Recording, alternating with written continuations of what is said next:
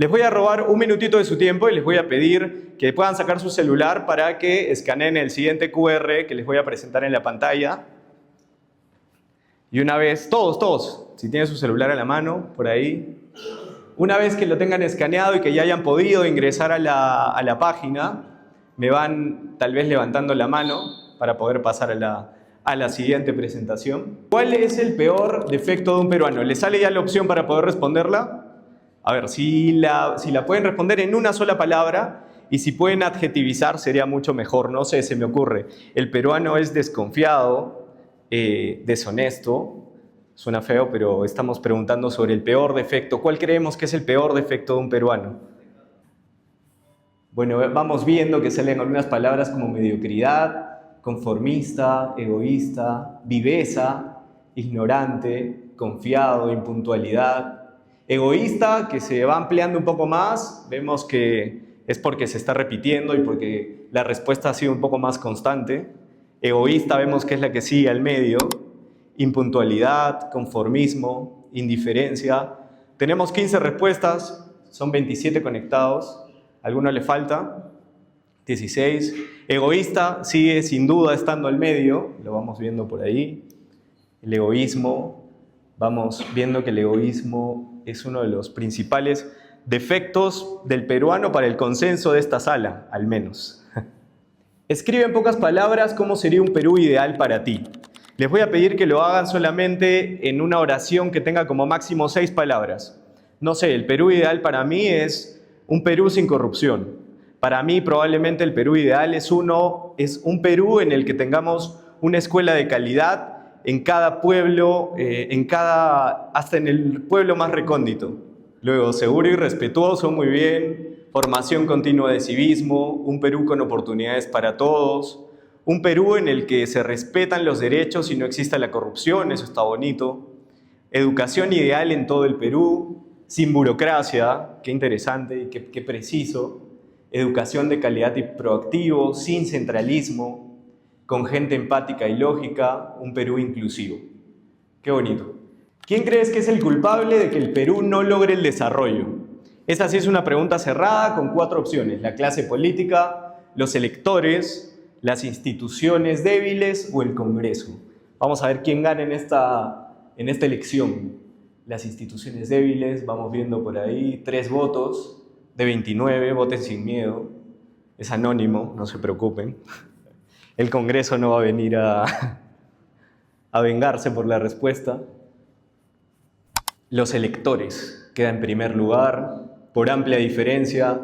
Luego las instituciones débiles, el Congreso y la clase política. Sigue quedando por encima los electores como los principales culpables de que el Perú no logre el desarrollo. Los electores. Muy bien.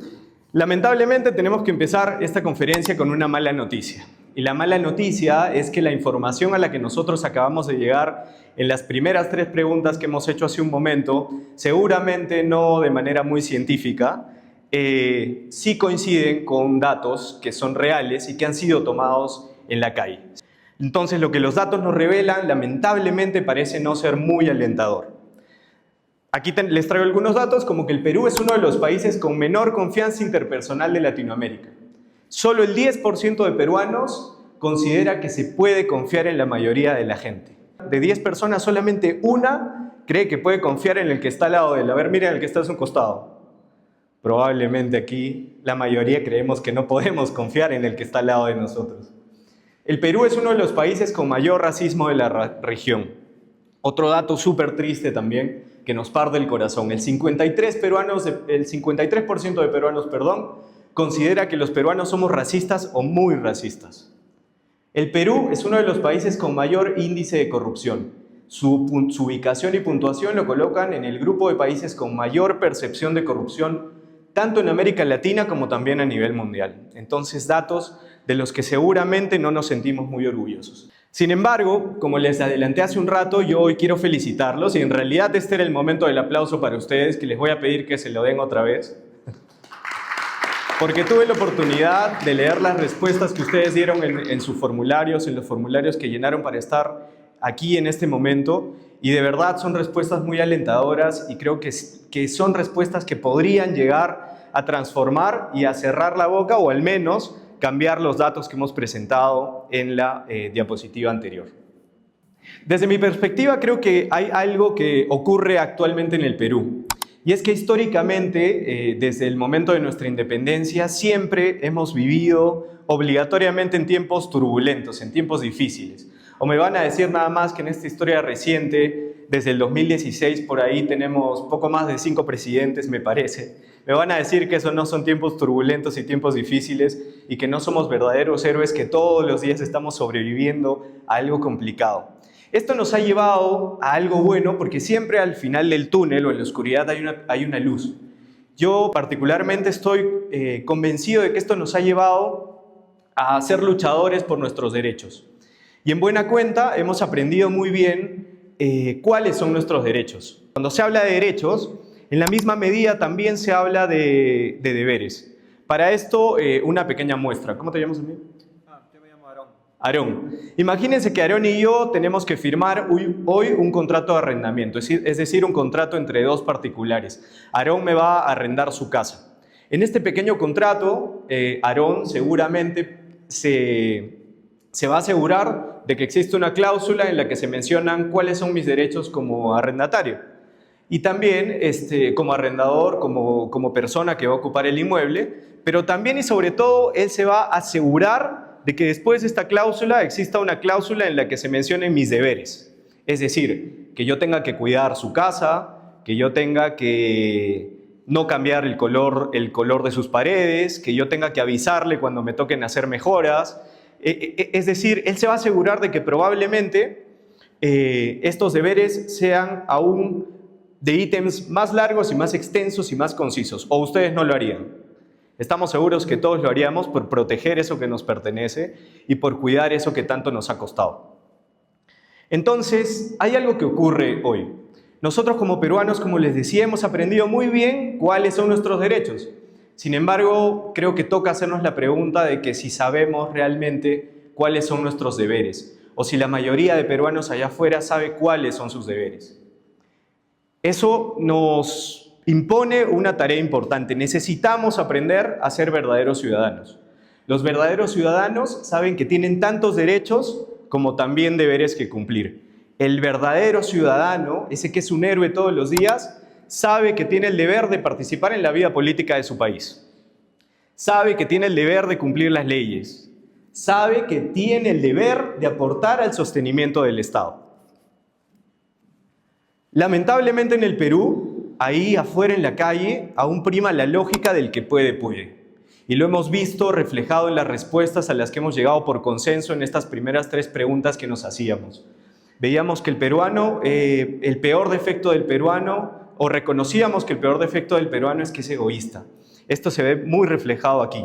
Es que prime esta triste lógica del que puede y la falta de respeto y desconsideración a los demás. Entonces, hay algo claro con lo que tenemos que irnos cuando termine esta jornada. Y es que la construcción de la ciudadanía es aún una tarea pendiente en el Perú. Y una tarea que nosotros como jóvenes tenemos que adoptar con compromiso y con mucha responsabilidad, sobre todo cuando somos personas como las que estamos aquí. Y digo somos porque estoy seguro que lo que nos trae a este momento es, al final, o en lo más profundo de nuestros corazones, una vocación de servir y un sentimiento de querer que nuestro país, un anhelo de querer que nuestro país sea mejor y que alcance realmente el progreso.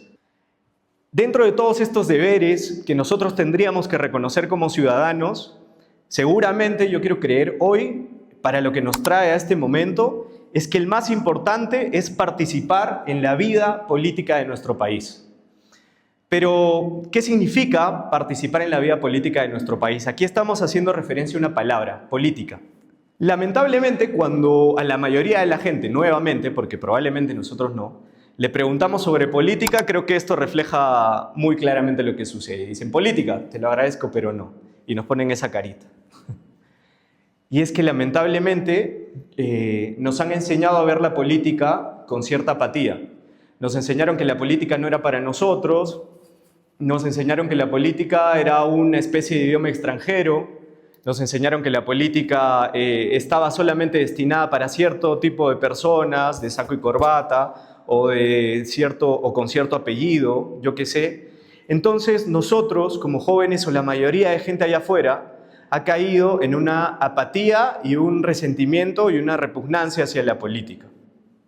Y esto es realmente lamentable porque es triste y lamentable porque tenemos que caer en cuenta de algo. Y es que mientras nosotros estamos sucumbidos en esa apatía, ocurre algo. Y es que la historia no hace concesiones y el tiempo no vuelve atrás. Y mientras nosotros estamos aquí, en esa calma y cruzados de brazos, hay quienes allá arriba están tomando decisiones importantes y seguramente las están tomando sin tenernos en cuenta nosotros, sin saber qué es lo que pensamos y sin tomar en cuenta que si lo que están haciendo realmente impacta positivamente en nuestras vidas. Entonces, en ese sentido, creo que es propicio que nosotros hoy podamos entender que podemos ser verdaderos superhéroes y que hoy ustedes están dando el primer paso hacia eso y que nuestro principal poder como superhéroes es que este poder reside en las urnas.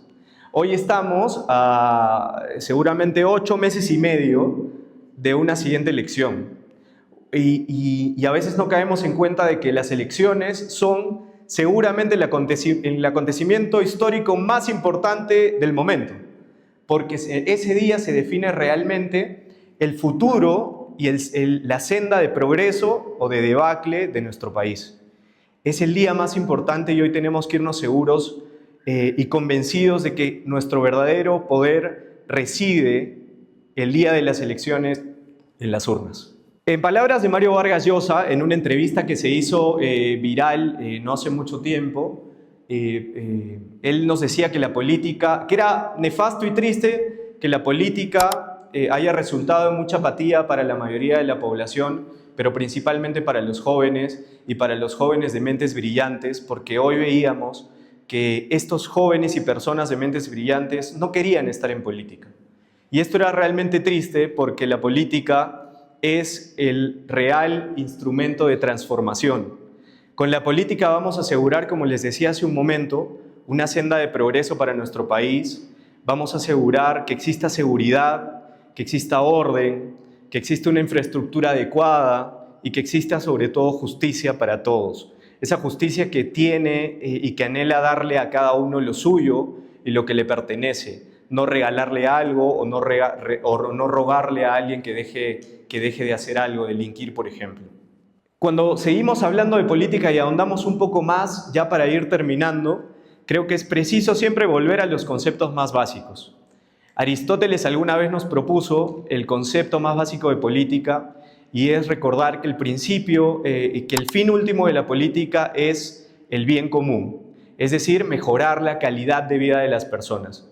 Entonces nosotros, y yo como consejo hoy les dejaría que más allá de ahondar en discusiones de izquierda o de derecha, de socialismo o de libertad, o de caviares y no caviares, que hoy es tan usual en los streamers y en los periodistas y en los políticos, más allá de ahondarnos y sucumbirnos en estas discusiones, preguntarnos si lo que vamos a estar a punto de decidir o lo que estamos haciendo impacta o no positivamente en la vida de las personas. Es decir, que si lo que estamos a punto de decidir cuando nos toque estar en un cargo importante va a mejorar o no la calidad de vida de las personas. Es decir, si va a impactar en ese metro cuadrado inmediato de las personas, ¿no? Y en ese mismo sentido, también me gustaría que nosotros podamos irnos ahora convencidos de que debemos tener el compromiso de ser puentes y no murallas, y que cada una de las cosas que hagamos, las hagamos con el corazón.